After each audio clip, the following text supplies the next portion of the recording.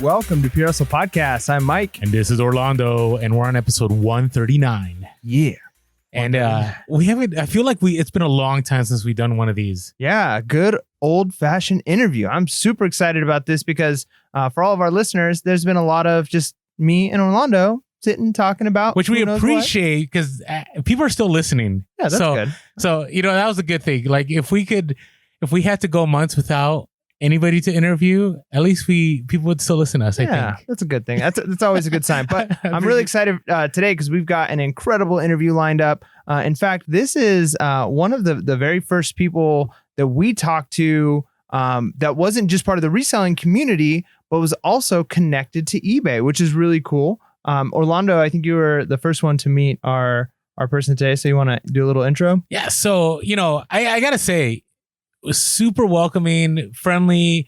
I mean, open doors for us too at eBay, and it was eBay up front, and it was kind of interesting because you meet people and you're like, I don't know, but man, really good friend of the podcast, and we still chat offline, and he's at eBay and he's waiting. He's just like he's ready to go on. So, Doug. Okay, so Doug, you have a username. It's Doug at to be determined, correct? TBD. Correct? Yes. All right. So a lot of you that are listening know who Doug is in the reseller community. He was part of the seller engagement team on eBay. But tell us a little about what is Doug at TBD about. So a lot of people know me as Snoop Dougie. Yep. But there's also Doug at TBD. So where that started, it was Doug at eBay, and I am no longer with eBay. So now it's Doug at TBD. So I'll be somewhere else. But basically where that started, it was Doug at eBay, and that was kind of my eBay Instagram handle because, Orlando, we met at an upfront. I did a lot of events for eBay, so I'd post a lot of stuff on there. And so originally I started that up on the Snoop Dougie side, but that's a mix of my personal and the work stuff. And true story, I would always tell people that you'll see a lot of eBay stuff on there, or you might see me skating into my pool with my daughter's bicycle helmet on, which is a true story, or, who knows what you'll see on there. And then there was at some point, it was, my team would get asked, especially me, to post a lot of stuff on Instagram. And then it was gently suggested that maybe I should start, my own, a little more eBay focused, Instagram account. And then, depending upon where I go, if it's applicable, it will change to whatever comes up. But right now it's Doug at TBD because I'm kind of TBD right now. Nice. Well, I hope no matter where you end up and what the TBD turns to, you always add a little bit of that personal in there, because I'll tell you what, like we've had some fun with some back and forth. I mean, I think we even had like a back and forth TikTok with you, which was a ton of fun. You're a funny guy. Oh, thanks. Yeah, that TikTok is on that singular TikTok video is on pause right now because of the job hunt. But I think we should do some more dance-off stuff. I've figured that the TikTok algorithm is it adjusts itself quickly. Oh, so yeah. Like, you like one dancing girl's video, that's all you see in your feed. So I'm kind of leaning a little bit towards the social media stuff now, but there'll be some more dance videos. So I think we'll get maybe we'll get Hugo in there with us. Yeah. We'll do some dance-off stuff. Maybe choose some decades, choose some genres, and then see what we can do some duets. So but I got to learn from you guys. You guys do all the magic, and you're like, especially out and about. Yeah. I found this cowboy hat. Yeah. So, but we'll do some stuff. We'll get that rolling. Yeah. This will be the official launch. All of our listeners right now, and if you're watching, go ahead and comment down below in the YouTube channel. Who all do you want to see in a dance off? Like, all you got to say is Mike. Mike? Which resellers do you want to see in an awesome dance off? That'd be awesome. We could collab and get one going. Maybe we can get like a giant Zoom going with like 30 resellers on just dancing. That would be. I got to tell you, this is a shocking one. Like I didn't see Mike going this direction right now. You never know. You never know, right? And I'll get my yoga pants and my crop top back out. Wow. Yeah. We'll hit it.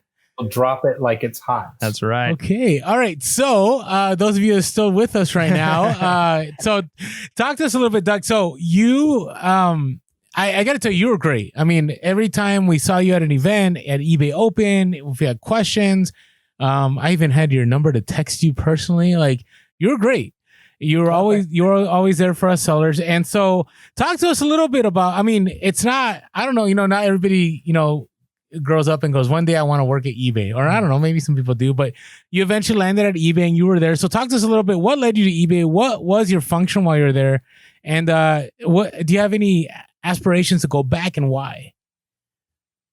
Okay, so first of all, so how I got at eBay. So I've been working in online content for more than 20 years, and that kind of went from a hobby. I had an online music magazine early on, and then I moved into online marketing, and then online community, and then into social media. So I was doing a lot of consulting, and I was working for a company, and I met this guy. I worked with this guy at a company called Geeks.com way back. And so we worked there for a while, and then he moved on. He actually went on to a couple electronics companies and then up to eBay.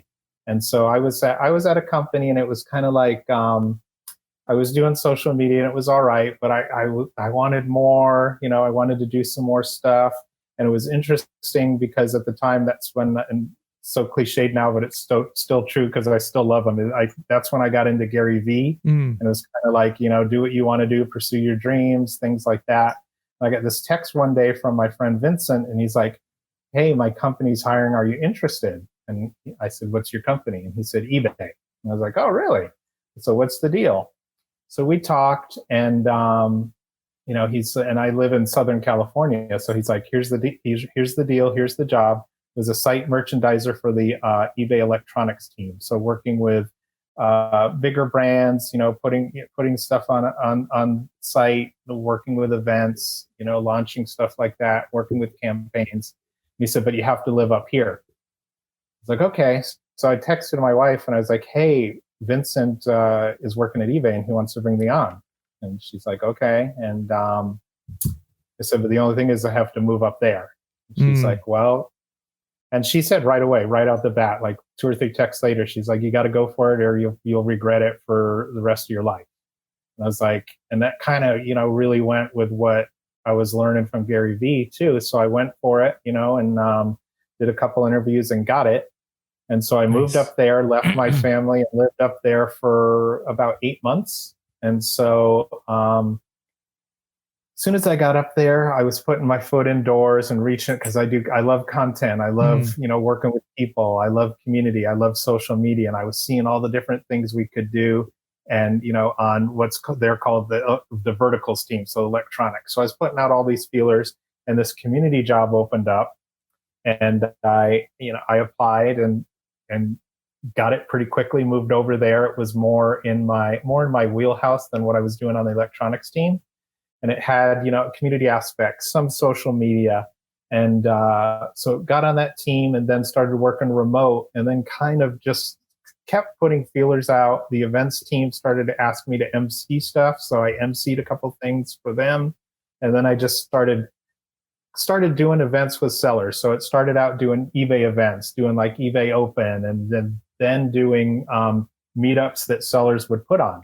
And then, it just kind of went from there. And I really liked talking with and meeting with sellers.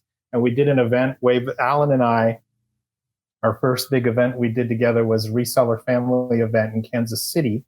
And we flew out there with a tablecloth. I've told this story, every time I'm on, but this is the one that started it all, I think.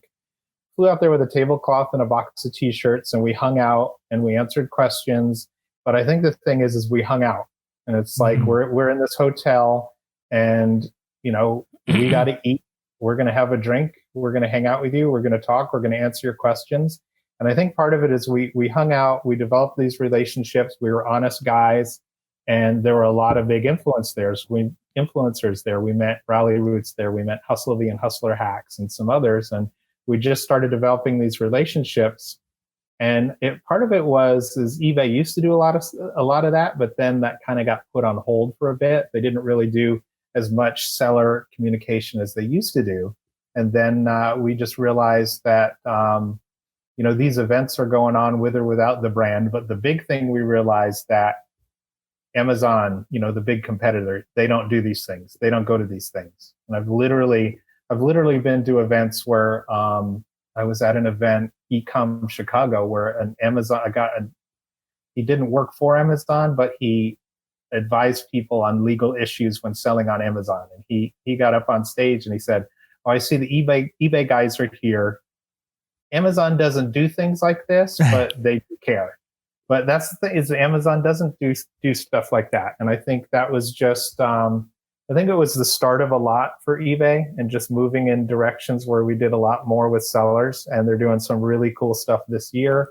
So, and the role that I had kind of evolved into that. I started doing more and more events and traveling a lot more and doing, helping out with the podcast, and then just getting to know a lot of sellers. But it's like you said, Orlando, I'd always give out on my business card was my personal cell phone number and my email, and people reach out. I still get hit up by sellers, even though I don't work at eBay anymore. I've been asked to travel across the country and speak to sales staffs, asked to attend events. I was going to come up to your event that got, postponed. So something happened. But that's yeah. And that's the thing. It was like when Hugo and Tiffany were in town and I was up there, they called, "Hey, can we get a tour?" So we did a tour. But I've got a lot of friends that I've made at events, and, it's kind of crossed that line. And I love to help sellers. I love eBay, and I'm still helping. I still get questions. I still have people reach out. So, and I'm selling now too, but I think I'm going to keep in touch. And I just, there's just so much synergy, and I've built all these great relationships, and, I just really love helping people, and it just kind of segues into social media content and, however I can help. Yeah, that's awesome. So before we get into, because I'm sure we're going to get into a ton of the social media there at eBay and things that eBay was doing, and even you're selling, but coming that you're from like online marketing and a social media marketing background, I know a lot of our listeners, maybe reselling is their main side hustle or their full-time hustle. But there's a lot of our hustlers that have lots of different jobs, lots of different things they're doing. What are some tips or pieces of advice that you have for the average hustler on how they can use marketing, and how can they use, like you said, reaching out to people, building those communities and social media in order to further their business? So, I would say in terms of like online selling, whatever level you're at, you always have to think of yourself as a business. Think about, customer service. Don't think just about selling. Think about customer service. Always think about sourcing. Always think about your marketing, and kind of think of yourself also as a brand. And that can tie into all the different things you do. And the thing is, it's just like what Gary Vee preaches, and I really believe in it. So the internet and mobile devices really changed how we do things. Mm-hmm. So anybody, you can, like, if you're into content, if you want to start a podcast, if you want to start videos, if you want to be a TikTok star, obviously do some research, but you have the means to do it.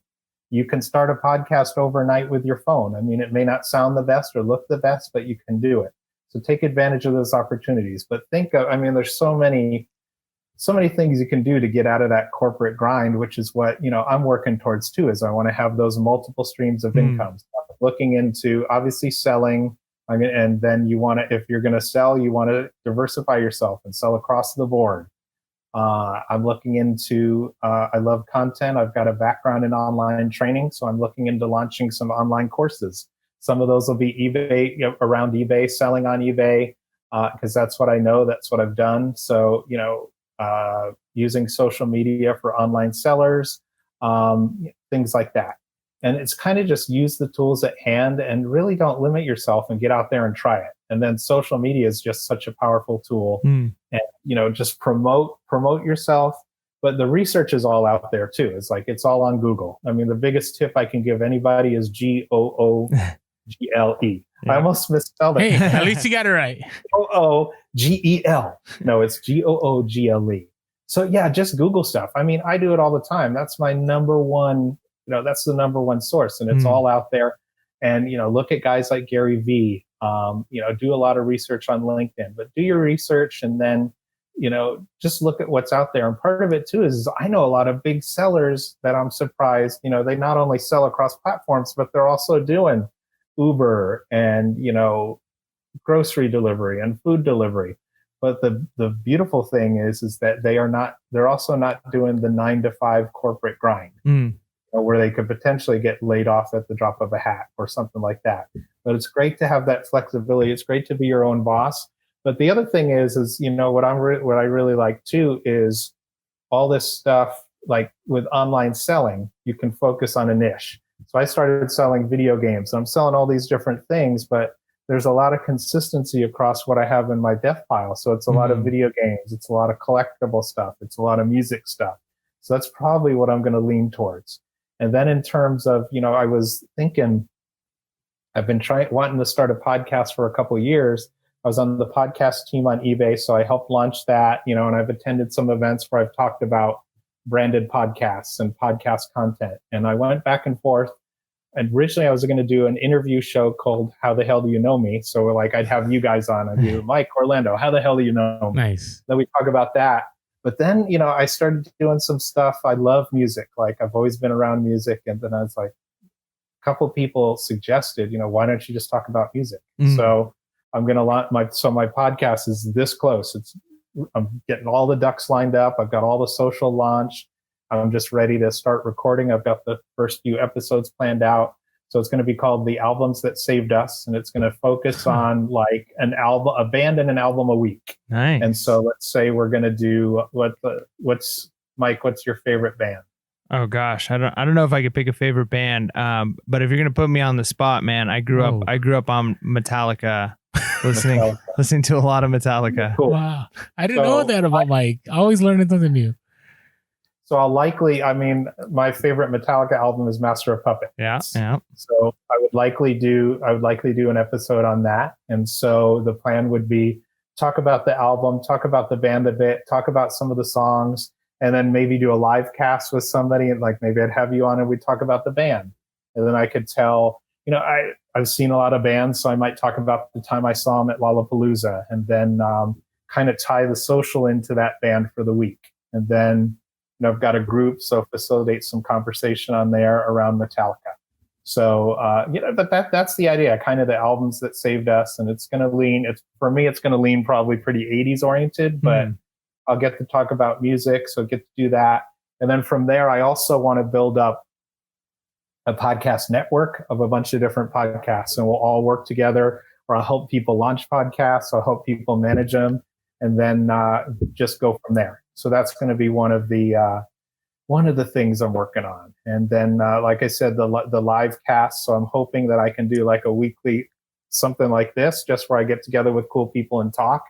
And maybe it's not as formal. It's not kind of podcast based, because I've been doing a bunch of these over the last couple of months. And I like this too, where you just, turn the mic on and talk, no script, and just the back and forth. Well, what I'd like is, especially at a time like this, right? Everybody's kind of scrambling, trying to figure things out.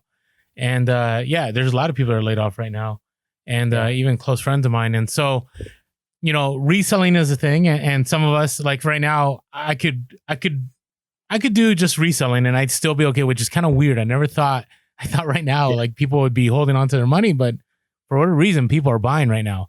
But there's so many different options. Right. And it does take time. I mean, that's the other thing I want to share with people. And I know Doug would reinforce this. Like, it takes time, right? Patience, right? Even with Pure Hustle Podcast, I mean, it's going to be 2 years in June, and it does help out. Now we make way more reselling, but every little bit, right? You're talking about right now, people are doing Instacart. People are doing, they're doing a little bit eBay, a little bit Amazon. People have, some YouTube videos out there, and every single dollar counts right now. So at a time like this, where, Doug, you didn't have a choice, right? Because you got laid off. But instead of wallowing, you decided to take action, and you're reselling, which I think we'll talk about that a little bit. You were already reselling while you're at eBay, right? You just kind of now this is what you do. A little bit, but now I'm really doing it. So, okay. Let's talk about that. Let's go there. So the thing we always heard is that every single employee at eBay has to sell on the platform. So how much does that happen? And do people like share scores behind the scenes? Like, how does that go? Yeah. So a couple of things there. So a lot of employees do sell on eBay, and I that might have used to been a requirement. I don't think it's a requirement now. I prefer it. but a lot of employees do sell on eBay. I think it probably should be a requirement. It's definitely encouraged, and there's kind of an internal system where it's like they have the internal intranet, and then on your team they compare who's selling to who, and you get a score, and then you go from there. And then the interesting thing for me is, and somebody asked me this recently, and it's like, so I was with that seller engagement team for 3 years, and I would answer I definitely got some eBay knowledge, but the other guys on my team had a lot more experience and knowledge. My boss Brian Burke has been with eBay 20 something years, so he knows everything and he's seen everything. But most of the time when I talked about resources or social media or content. I didn't really talk about selling on eBay that much. So in evens, it's interesting. I'm still learning a ton, because there's so much you can always learn. And, and that's the other thing with online selling is you always have to be able to learn. You have to evolve. That's the big thing too, is the platform's going to evolve. eBay since 95 has grown and changed so much, and e-commerce has grown and changed so much. And there's always little things. And, for me, my favorite thing is I can't get enough of removing white backgrounds from pictures. I love it. I want to take pictures of stuff just to remove the backgrounds, whether I sell them or not. And, Nice. And what you said too is cool, just real quick, is it's so interesting now for me being in, the digital environment for so long and working in marketing and training and social and content. It's been frustrating over the years to see industries fail to evolve to what's called the digital revolution.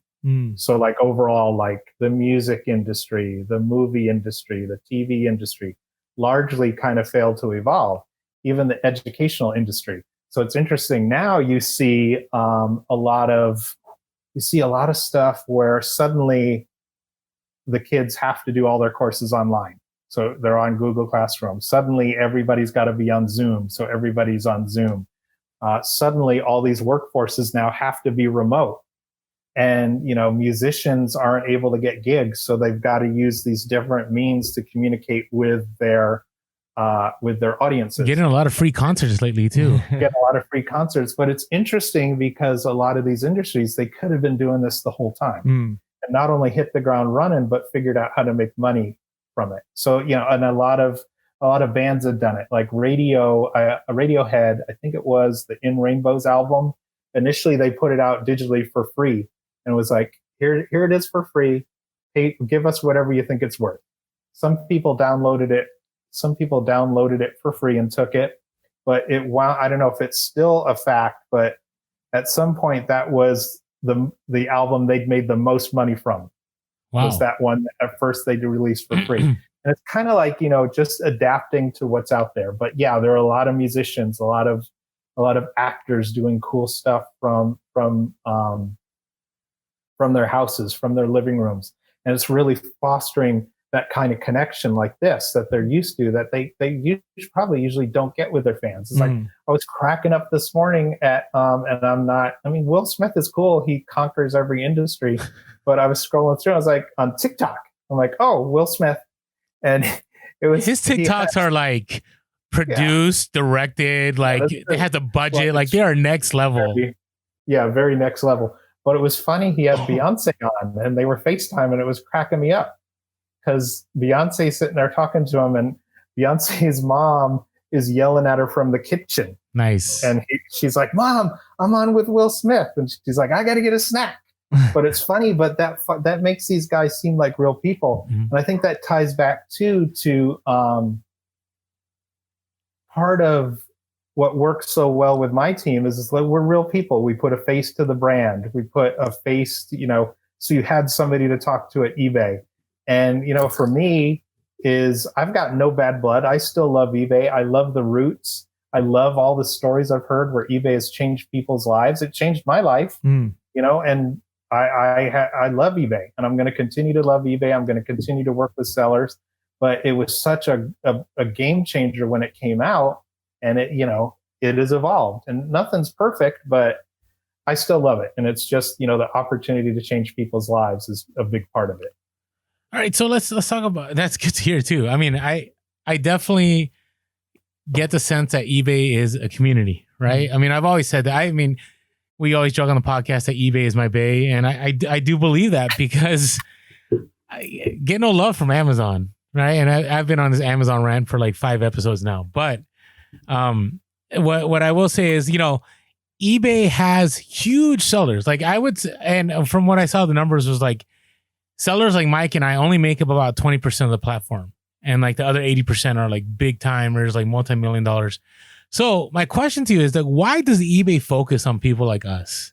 Like could they just be like Amazon and not, and you don't work for eBay, so you can say whatever, but yeah. So this is why I think it's a real question because, the eBay, you would have your lines that you were told to say. So why is that? Like, why does eBay waste their time with us? I don't think it's not. I don't think it's a waste of time at all. I know I'm being facetious, but go ahead. No, I know. But I think it's just those are the roots of eBay. So eBay launched as a platform where it's connecting people online. It was a very early online community. So it had that feel, but it was about connecting people that want to sell stuff with people that want to buy stuff. So it's a platform that connects people. And smaller sellers, even mom and pops, people like me starting from their garage, that's always going to be a part of eBay. And yeah, they've got the big fish. Like I know dudes that make millions of dollars. Like I couldn't believe it. Millions of dollars selling money on eBay. But I think the mom and pops, the people starting in their garages, and I love your videos, Orlando. I get excited when they pop up. And I like when you're there. They don't like, all right, sometimes you can be boisterous. Sometimes you got to hide a little bit, but you still do it.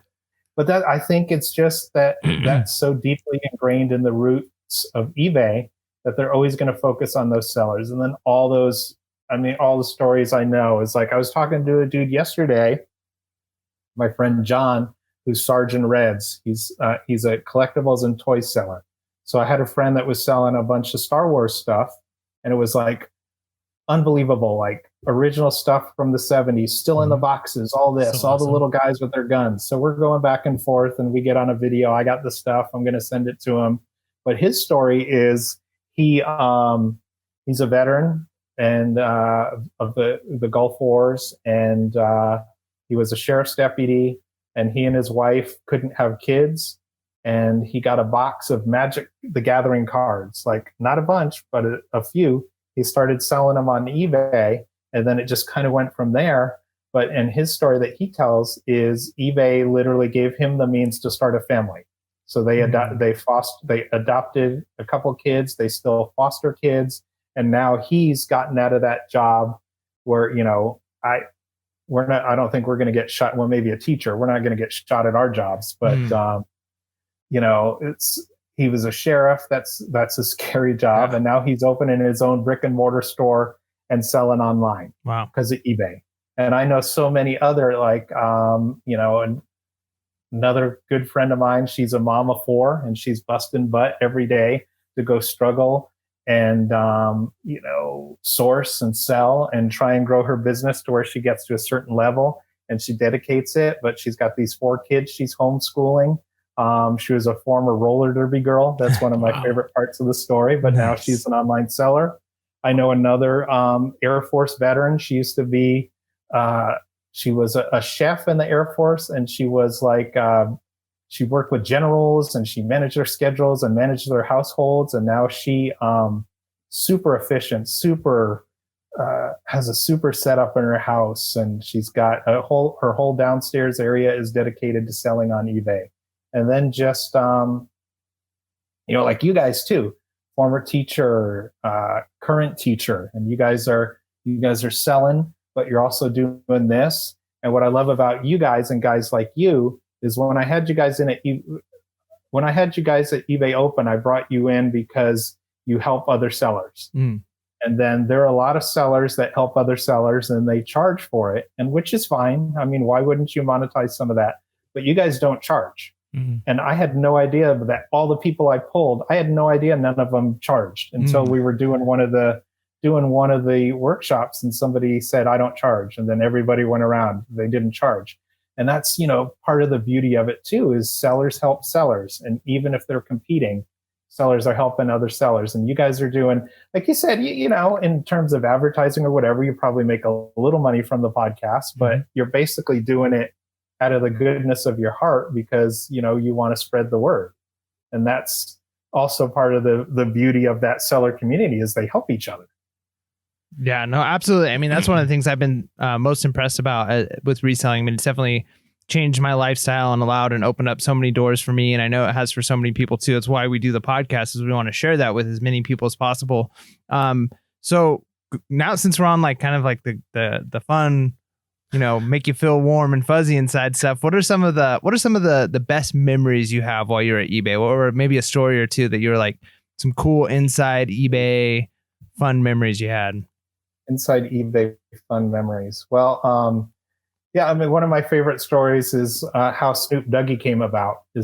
So Alan and I were there, and we were all going out to dinner, and a bunch of us, we were there with, I mentioned some of the names that were there, but we had a vehicle, but we decided to ride over with some of the sellers, and Alan and I hopped in the back of a big van, like a soccer mom minivan, and we're in the back all crunched up like this.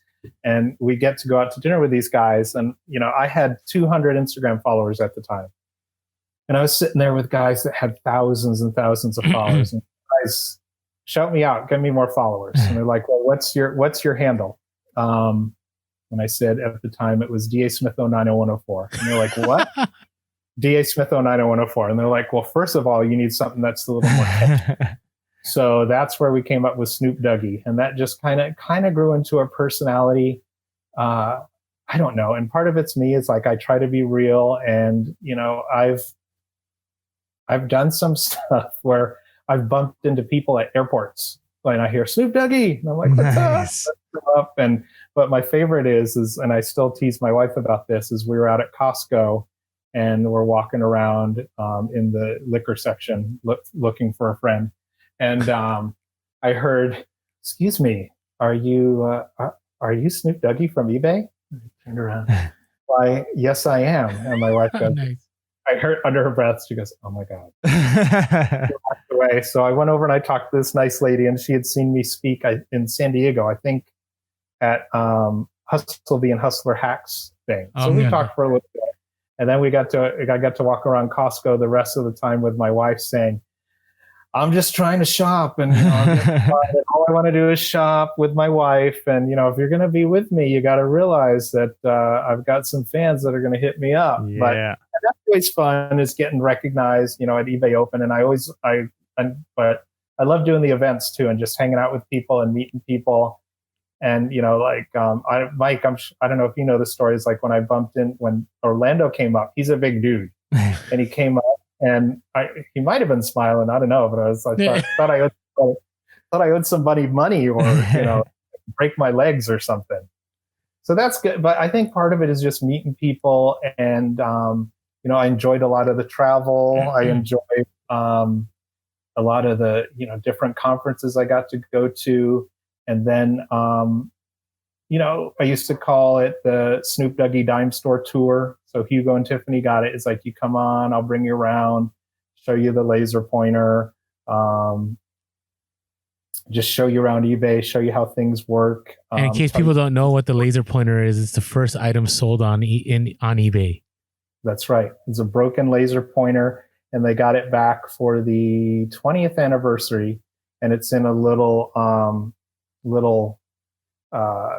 glass case in the what's called eBay Main Street, which is kind of the check-in area, and so it's in there. But yeah, that was the first thing sold on eBay, was a broken laser pointer, and I think it sold for like $15. Yeah, how much did eBay have to pay to get it back? That's the real question. I don't know. I've wondered that myself. It's like that I do not know, but yeah, no, I think for me, it was just a lot of meeting sellers and connecting with sellers, and just learning, hearing about all the stories. And again, how eBay changed people's lives, and how, they just took advantage of this opportunity, and people just starting in their garage, or just the means that they go to or what they do or how much they're shipping, how much they're sourcing, and how it really changed the way they do things. And I love, and I'm really good friends with Hustlebee and Hustler Hacks, and I love their story that they travel around and hit the Rosses and they source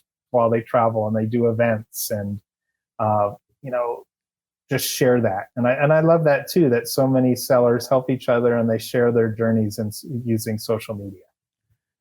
All right, so I wanted to ask another behind the scenes eBay question. So one thing we've been hit, I don't know if I've seen this in DMs, but we get a lot like people will go to us and we're not that big at all, and they're like, "Oh, you guys have a lot of pull with eBay," and we're like, "No, we don't." Like we may know people at eBay and we may go to like a conference or two, but so what I always tell people is like eBay listens. Like if you hit that little, I think it's like tell us or recommend or share somewhere on Seller Hub. It's just so terrible. Like I'm sharing something and no idea where it's at because I haven't used it myself. But does eBay listen to the small sellers, Doug? Like how does that go down? Yeah, I think eBay does. There's a couple of different things. So I'll tell you another quick story. So I spoke last year. I mentioned this at a podcast conference in Florida, and I talked about eBay having a branded podcast. And I bumped into sellers while I was there, and I bumped into this guy Carlos.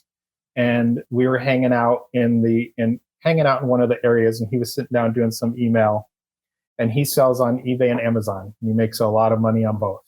And this guy came up to me and he's like, "Hey, I saw your panel. That was cool." And we talked about eBay and we talked about the podcast a bit.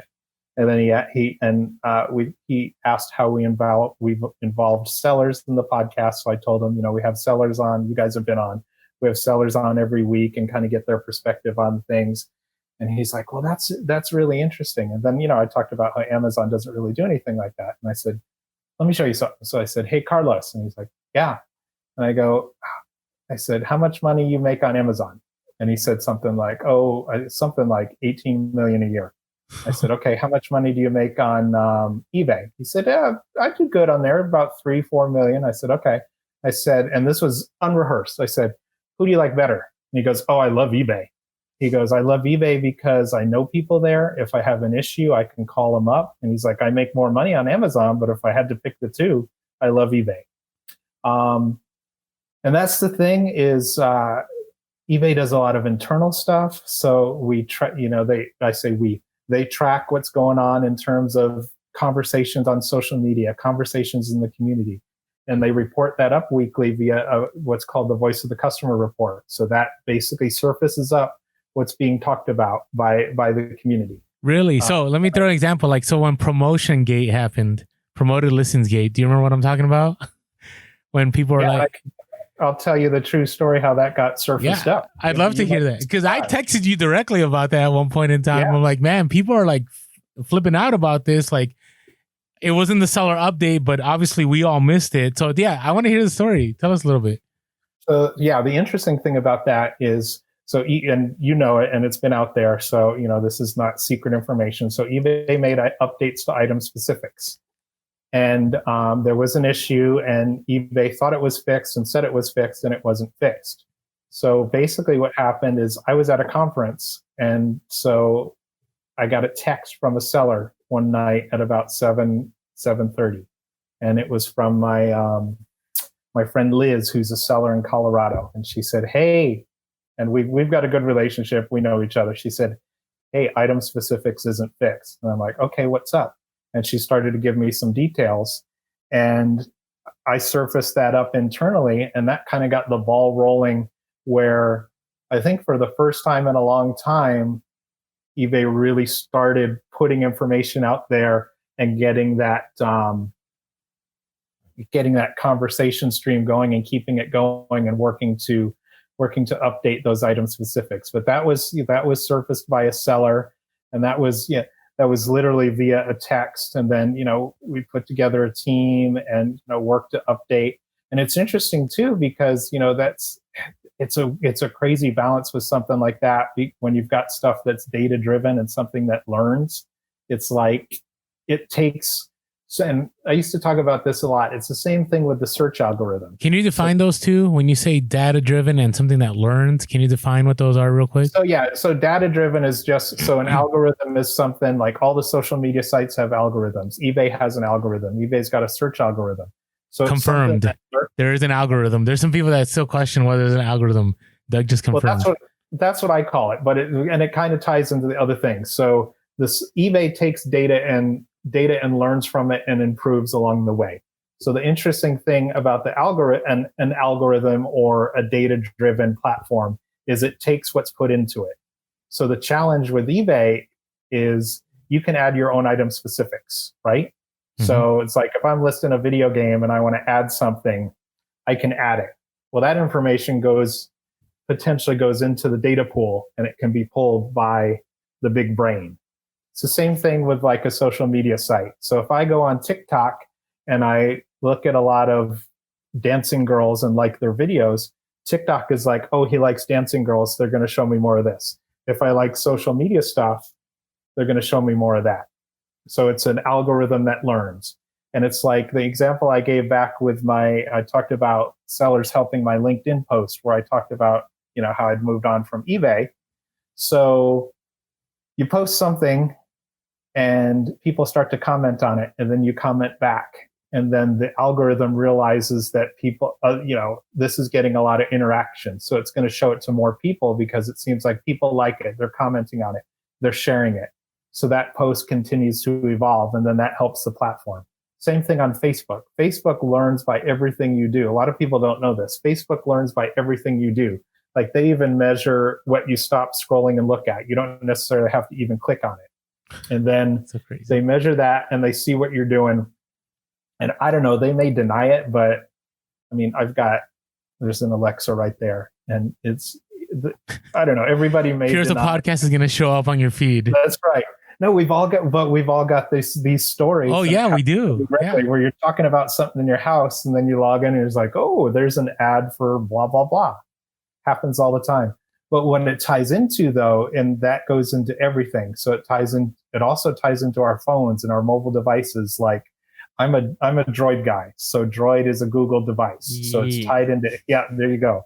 Because I like open source stuff because I'm an old punk rocker. Yep. So open source. But so that ties into everything too, is everything you do, everything you look at, your browser's connected. So what they want to do is just get to a point where your device is as applicable to you as it can be, and all the stuff you see. And then, in terms of something like eBay, it's the challenge too, is it's an open platform that like just about anybody can start listing. So you don't have to have a certain eBay education level to list something. So that can potentially be bad data that goes into this data-driven algorithm. So if you're not putting the right, you're not using the right keywords, or you're adding weird item specifics, that can potentially throw stuff off. Meaning off in the search. Like, so if people search it, they won't find it? Yeah, I mean, it depends on the listing. If your listing's not optimized, yeah, people won't find it. Okay. So, you have to follow the basic practices, but this algorithm learns. So it gets bad data and it gets good data. So I saw something the other day. What was it? It was I think it was a pillow. And somebody showed the example. One of the colors was poop.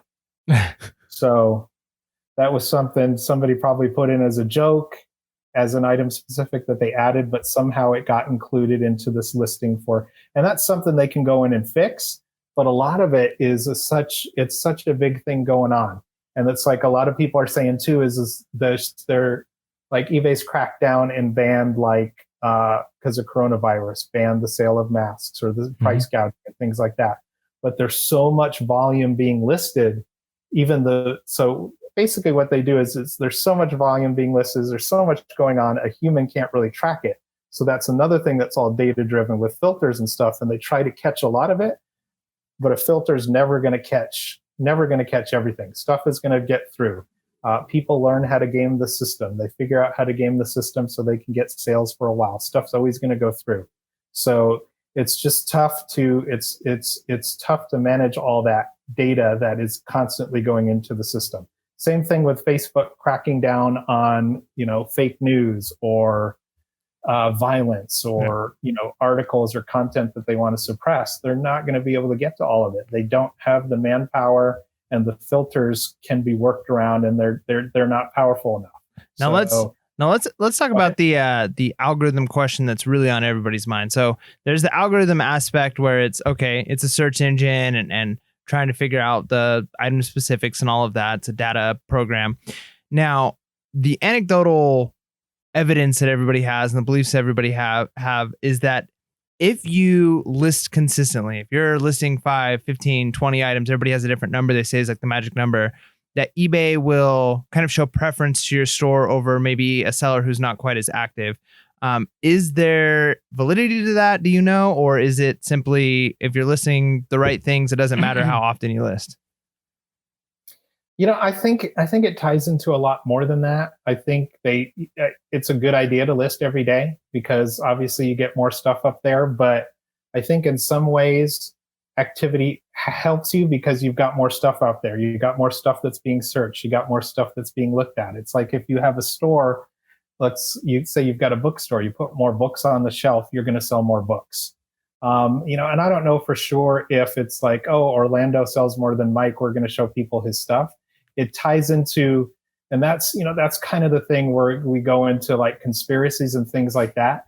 There's a lot more that ties into it. Is like you have to, like if you're like, let's say Orlando's titles are better than Mike's, Orlando's going to get more notice for his stuff if he follows the basic practices. It's just like if you have white backgrounds on your images, they're going to show in Google Shopping and you're going to get a lot more notice. It's like following those best practices that are out there, maximizing your titles, putting as many item specifics as you can because you get more searches for people that are maybe searching for this maybe minuscule thing that also can pull you up. Always a good idea to look at your competitors and see what you can beat them at, have more photos. But I think, in terms of getting seen by the searches, it's all about optimizing your listing and working on those best practices. Okay. So yeah, because some of the conspiracies, I guess, or beliefs that people hold or things, and we even talk about it on the show, is triggering the algorithm, right? We use the term algorithm a little bit different than just like the search engine portion. But like, sure. Okay, if I get an offer and it's a low offer, I might be willing to take that offer because it seems to be anecdotally like eBay is going to maybe push my stuff a little bit more that day and I'll get some more sales. Whereas if I don't accept the offer in the morning, I might have a dry day. And I've always kind of believed, like, I don't know how much of that is just coincidence or is there some validity there? Yeah. Yeah. I don't know that there's any validity there. I think that, I've heard all kinds of stuff and been asked all kinds of questions. It's like, people have asked me stuff like, if I refuse too many offers, is eBay going to punish me? If I do this, is eBay going to punish me? And the thing that people need to realize is eBay makes money when you make money. Mm-hmm. So eBay wants you to make money. eBay wants sellers to do well, because if sellers do well, the platform does well, and it helps all of us. So, and I've heard and I'm sure we'll talk about this, just all kinds of different conspiracies. And it's interesting. It's a double-edged sword with, the eBay pundits out there, because sometimes they have wrong information. So, specifically going back to what we talked about, like the item specifics, obviously people freaked out about that, and some information went out from some of the eBay influencers that was incorrect. And I heard from other eBay influencers that it affected them because they had their followers come to them and say, oh, so-and-so saying this, should I do that? And then, they would either disagree with what went out, or they would say, let's wait and see what eBay says. And so, that's the advice, wait for the guidance from eBay is what I would say. And, it's like, I hope I'm not a cheerleader. I don't want to come across as a cheerleader. I probably am. How it is. No, that's good. But I think because I've worked there, and I was on the seller engagement team, and I was in a lot of meetings, and I know a lot of people I know a lot of people that really care, a lot of people that, take some of the criticism to heart. It's tough. They're real people. They do care. eBay's not an evil empire. Despite what some jealous-driven blogs out there might try to push, it's they're real people and they do care. And obviously, no platform's perfect. You always come up against stuff, and there's limitations to how transparent you can be or what you can do or say. And then you have to think about legal aspects, and you have to think about investor relations and things. Well, and like that's so key that you're saying that, Doug, because sometimes we get people that are like, why won't eBay just address this? And I'm like, or why doesn't, not you, but like, why doesn't Harry Temkin or why doesn't Devin, when he was there, say? And it's like, this is $1 billion company. Like, you can't just make a move, like instantly get on social and say something, because there's a lot writing on every word you say when you're that big of an organization. So anyways. Yeah, and Harry Temkins I know him. He's a super cool guy. He's a very nice guy. He's a New Yorker too, so we used to bond over that. But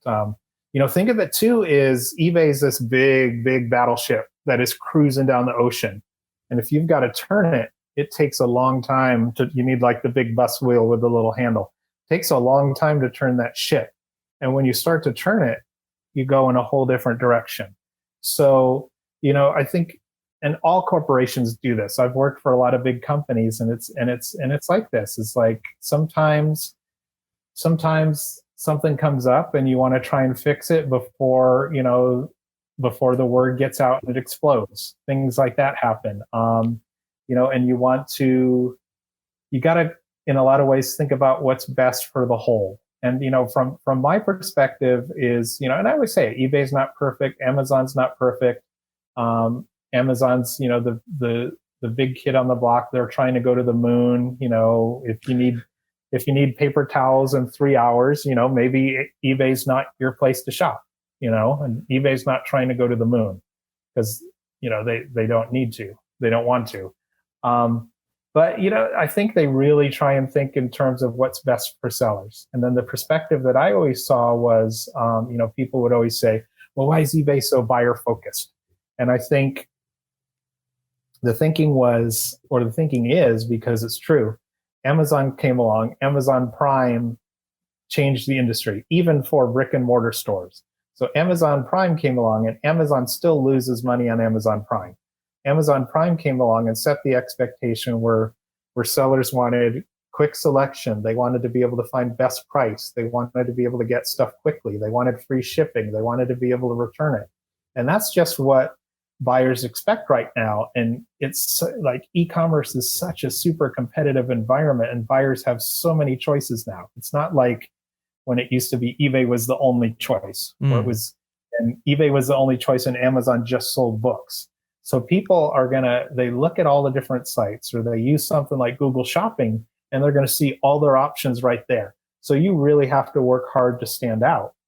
And that just goes back to what we talked to earlier, just continuing to learn and continuing to evolve. Okay, so a couple of things I want to share though. The inverse is true. If eBay does care about sales, and again, this is anecdotal, but you accept those offers, more sales happen. Now I know we both here said that that's anecdotal, but I'm telling our listeners, like, if eBay wants more sales, you got to convert. I don't know. I'm just throwing that out there. Now, the other thing that was interesting, I just wanted to get my 2 cents. Chris Spielman, former Detroit Lions linebacker, he actually got his account suspended the other day trying to sell stuff to provide relief for coronavirus. But it wasn't on it was on eBay, but it was more the algorithm, right? And this is what we're talking about. It wasn't like somebody on eBay pushed a button and said, no, like, we don't want relief for people. It's just and the inverse of that is, right now, a lot of people are getting banned, and we get DMs all the time. People are like, "Hey, Orlando, is it okay to sell this?" And I'm like, well, just because you see that it's sold, right, it doesn't mean that it's okay, right? And I'm glad you pointed that out, because I think a lot of people go on there, and right now with all kinds of stuff that's being sold, they think it's okay, but they may get themselves in trouble if they're not careful. Yeah, and that kind of goes with the learning the rules and knowing what's going on, and the example you mentioned is actually, I saw that yesterday and I sent it over to the team. I'm like, hey, this is going on, and he's been reinstated. Is it? Yeah, he's reinstated. Yeah, it's good. I just saw the last report. Well, and it's funny. It's pretty obvious that if you read the article, it's pretty obvious that it was kind of likely a filter based thing. Yeah. And he got a customer service rep that was kind of giving him probably a scripted answer. And that's the case with a lot of customer service across the board everywhere. And it's just sorry, sir, and didn't know who he was talking to or what was going on. Didn't have all the details. But that goes back to too that data-driven stuff. It's black and white. It's like it's not going to judge who you are. It's just it doesn't know who you are. That you're a former football player. Trying to make money for this or that. It just takes a look at the facts that are out there and then pushes the button, the virtual button, I guess you'd say. All right, let's talk conspiracy now. Okay. Give us some of your favorite conspiracy stories. This is one of my favorites. So I'll tell you my favorite jokish one, and then my favorite real one. So my favorite joke. Which do you want to hear first? Let's do the joke one, and then we'll hear the real one. Right, the joke one. Yeah, the joke one was the rumor that the eBay CEO has a private jet, which there is an eBay private jet, but he flies on it and brings people with him, and they have to parachute out, and he gets to land. What? That's not real? I thought that was for real. No, that was not. No, the time you saw me parachute, that was something completely different. Gotcha. I parachuted into Vegas. I needed to get to the party super quick. There you go. Who's talking about that? That's what I want to know. Okay, but all right. So that was a conspiracy that he just why did people have to jump out? Because he doesn't want to. I don't know. He didn't want to be seen landing with them or something like that. And that was kind of a tongue-in-cheek one. Yeah. But I have heard some serious ones. So my favorite of all time was that I have a couple of favorites. So nice. The one that eBay purposely turns search off in certain countries or certain areas to hide people's listings. That's a good one. That's not true. Why would they hide people's listings? They wouldn't make money if you don't sell. We're going to get flagged now because a lot of people believe it, throttling, right? A lot of people believe that, Mike and I have joked about it, that eBay hooks people in, especially new sellers, right? By putting their items higher in the search so they continue selling. Meanwhile, other sellers get pushed back unless they keep listing. So you just validated that it's not true. I got to tell you too, is that ties into, a lot of sellers that my team would communicate with, and they would say, oh, I used to sell so much on eBay. Now eBay's screwing me. I don't sell anything. And you can find those comments everywhere, Doug. Yeah, you can find those comments everywhere. But the interesting thing is I would say, I wouldn't say 90%, but a large percent, you would click into their listings, and the first thing you see is a terrible product photo. So that's your number one thing. You got to have a good photo to stand out. And I've seen stuff like stuff that's still on people's beds, stuff that's still on a bench in the basement with a bunch of stuff behind it. The worst one I ever saw was, and hopefully he's not listening, but the worst one I ever saw was a dude was complaining about his sales. And he's like, I used to sell so many auto parts, and now I don't sell crap. eBay's screwing me. They're throttling my listings. And I went to his store, and the first thing I saw was a picture that he'd taken, because I have the same side yard with trash cans, a picture he'd taken of headlights in the side yard of his house on top of a trash can. Nice. And so what's going to happen there is, first of all, it's a crappy photo. It's not going to stand out in, mobile when people are looking for it. It's not going to show up in Google Shopping. And the modern buyer is going to extrapolate that out to the rest of the experience. They're going to be like, well, this guy couldn't take the time to take a photo not on the trash can in his side yard. How's it going to be if I have an issue? How do I know that he's a legitimate seller? How do I know he knows what he's talking about? So a lot of that is, a lot of people complaining about poor selling is they're not doing those best practices. They're not thinking of themselves as a business. They're saying, well, I've never offered free returns. I don't need to offer free returns. Or, being maybe too nichey and stuff isn't selling anymore. Like if you sell rubber ducks and they used to sell, and they're not selling now, maybe it's not eBay. Maybe people aren't buying rubber duckies anymore. It's hard to say.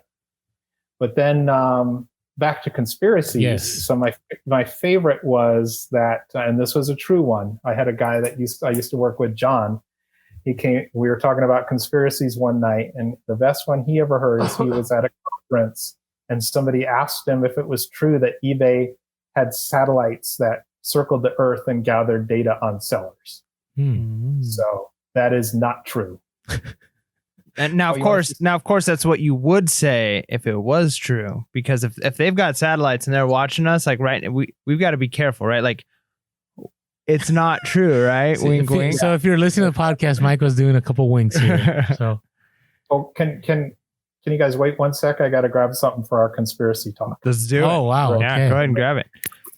Yeah, right. so we're getting the inside scoop here, which it's all, for the most part. But I do like that he addressed. I mean, you see it all the time in the comments, like, I used to sell on eBay, like, I used to make this amount of money now, but I never have heard the whole, well, maybe your listing isn't that great, or maybe your pictures. That's so true. That's so true. Okay, so Doug is back now on the podcast, and he has his tinfoil hat. So he's safe now from the satellites, but there you go. We're not safe from the satellites. So this is a sight to be seen. You should have told us. We could have bought our tinfoil hats on eBay, and we would have been good to go.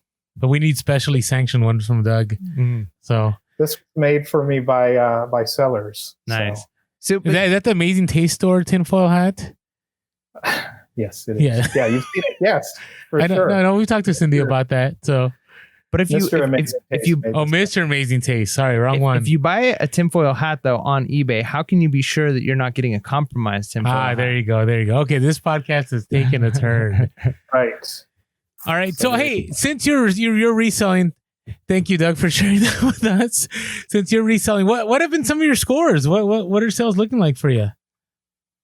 I'm doing all right. I've got so I started selling video games, and so most of them were my son's. So we've got a deal working where he's probably getting the better side of the deal, which is funny because who do you think bought him the video games in the first place for like birthdays and Christmas? And he's like, well, I'll sell you my games, but I need to get a cut. So, isn't that weird? I have to ask my son permission to sell games. Like, I bought those, man. Like, what are you talking about? Yeah, it's like, so there's that. I probably would have made more money if I wasn't having to do that cut. But I wanted to focus on something that was kind of easy to learn, easy to cut my teeth on. So I've been doing that, and then I've got some Funko Pops I'm going to sell. I've got some collectible stuff, some music stuff. I've got some books that I'm going to look into selling. I might wait a little bit on that. I've got some old VHS tapes I'm going to bundle up, some cool music stuff. But that's the thing with the video game stuff is I got to be careful with my son because he went back to school today and he had to fill out a worksheet. And one of the questions, so he's studying the book The Outsiders. Mm-hmm. I don't know if you remember that. Yeah. And so he had to do this worksheet. And one of the questions was, and it was one of these agree, strongly agree, disagree, strongly disagree things. And you have to answer the question and give an explanation. So the question was, is it okay to murder someone? It's okay to murder someone. And so my son circles agree. And his answer is like, hey, if somebody kills somebody you love or you got a problem with them, maybe you got to kill them. Whoa. Oh, yeah. So that's what I'm dealing with. That's why I got to pay the video game fees. There you go. Wait, did you say he went back to school or back to school online?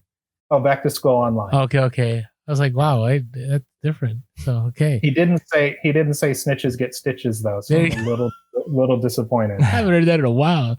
It's a good one. So, all right. So talk to us a little bit, Doug. Well, Mike, you always have your question. Do you want to ask your question? Sure. Yeah. So I like to ask the people that we have on the show, you've got a lot of life experience. You've done some pretty amazing things. You've got some awesome stories. So what are maybe one or two pieces of life advice that you live by and that you would maybe like our listeners to know? Something that you kind of hold on to, something that's like your your go-to, the thing you stand on, maybe a quote or a belief system that like keeps you going and keeps you motivated? Yeah, I think it's just there's no reason not to try new things. So it's like, why not launch a podcast? Why not, launch a live cast? Why not sell online? Why not try that out? Why not make movies? Why not make TikToks? And it's like, and be yourself. Don't be afraid to look dumb. Don't be afraid to look stupid. Because God knows I do it. Part of it is, and also is like have fun. Always trying to have fun. But I think too, it's like be authentic too. Be yourself. Tell stories. But the biggest thing I think I try and live by, and it's no secret that I'm a Smiths and Morrissey fan. So I love the Smiths and Morrissey. The Smiths are my favorite artist. Morrissey's my favorite artist, and they've got a song that has the line in it. It takes strength to be gentle and kind. Mm-hmm. So always try and be kind to people, always trying to help people out. But I think, that's my one of my big quotes. It takes strength to be gentle and kind. Nice. And then another one is I was bored before I even began. That's probably my second favorite Smiths quote. Nice. So there you go. I appreciate that. All right. Well, Doug, what do you see? Okay. So this is, we haven't asked anybody this question during the pandemic. We always ask this question when things were really good and the economy was hopping, right? But I mean, you've got a lot of experience. You've been at eBay for quite a while, so you understand how eBay has evolved, how reselling has evolved. You obviously are familiar with the reselling community and just sells in general. So, I think you have a lot to say on this. So where do you see reselling in the next few years? What do you see happening? Yeah, the interest. So reselling.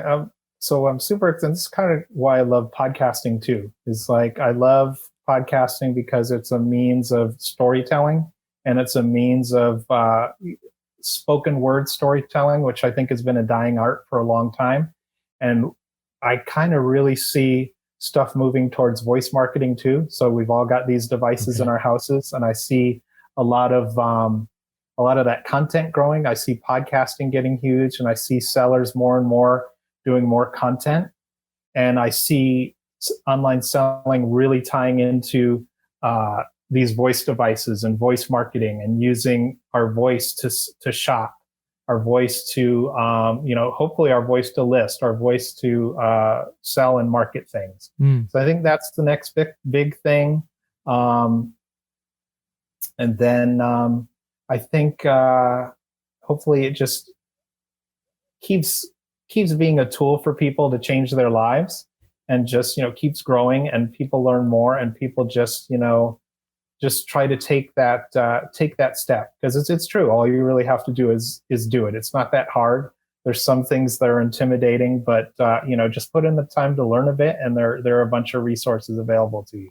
Nice. I like that. I like that idea of the voice selling and listing. So next, people are going to say like, Alexa, bid on a broken laser pointer, and you never know where that'll take you. Or maybe eBay will have its own, like, I don't know what it'll be called, but eBay looking for a Rain Spooner shirt. Like, we'll see what happens. So, all right, Doug, what's next for you? What are the next steps for Doug at TBD? I think, so we've kind of touched on it a bit, but I think, I want to find a job, I want to support my family, things like that. So get a job. That's the big thing on the list. But, there's a lot of stuff I'm going to do. I'm turning 50 this year. So part of that is, I don't know if it's a midlife crisis or a midlife realization, but there's a lot I want to do. So I'm launching the podcast. I'm going to do the live stream thing, sell online more and just get into that. I'm going to continue doing the video game thing with my son. When things get back to normal, we're going to go out sourcing together, do that kind of thing.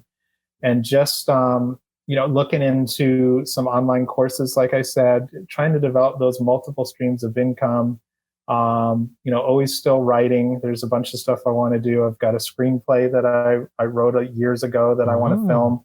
I'm doing a movie this year with some friends. It's going to be kind of a music-based movie. So we're doing that, and just doing lots of cool stuff. Getting a Camaro. No, just kidding. Nice. Yeah. No, but you're a talented man. You have many trades. So that's so awesome to hear. Thanks. So no, it's good. Thanks. It's good. All right. Well, Doug, thanks so much for coming on the podcast. Really appreciate you. And, we're going to be running into each other more, whether it's on the eBay side or whether just locally or whether it's podcast somewhere. We'll be connecting. So where can people find you? Doug at TBD, right, on Instagram? Yeah. So you can, at Instagram, Doug at, so DOUG at TBD. So you're spelling out at AT, right? Yeah. AT. Or Snoop.Dougie. On Instagram, and also Albums That Saved Us across the board. That's going to be the podcast that's coming super soon. Whoop, whoop. Supposed to be this week, but not. But the Albums That Saved Us, listen out for that on Facebook, Twitter, all across the board. But the easiest is probably Snoop Dougie or Doug at TBD, and Doug at TBD will hopefully change soon. But I'm out there, and if you want to email it. My email is going back to the DA Smith 090104 at yahoo.com. If you've got something, shoot me an email. But I'm out and about. I'm pretty visible. I've been doing a lot of stuff. And so you're going to see me with these guys. We're going to do the dance off on TikTok. Yeah. We'll get Hugo on that. We're going to start a hashtag. Maybe it'll get big. We still got to go for tacos. Yes. We still got to source together. We'll do that. And then when you guys have your event, I'll come up and hang out there. That'd be awesome. We'll do that too. And do some more events. Let's do it. Yeah, 100%. All right, Doug, thank you so much. And so with that being said, hey, everyone, make sure to be real, be relevant, and be reselling. Please.